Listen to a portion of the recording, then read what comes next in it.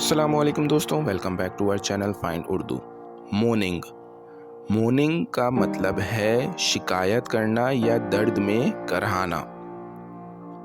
Morning का मतलब है किसी दर्द या तकलीफ़ को आवाज़ के ज़रिए एक्सप्रेस करना। ये लफ्ज़ फ़िज़िकल पेन या इमोशनल डिससेटिस्फैक्शन के लिए यूज़ होता है।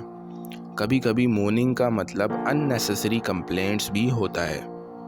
वो हर वक्त अपनी ज़िंदगी के बारे में मोर्निंग करता रहता है। She was morning about the long working hours. वो लंबे काम के आवर्स के बारे में शिकायत कर रही थी। तो दोस्तों, मोर्निंग का मतलब है दर्द या शिकायत का इजहार करना। उम्मीद है अब आपको मोर्निंग का मतलब समझ में आ गया होगा। मिलते हैं नेक्स्ट वीडियो में। शुक्रिया।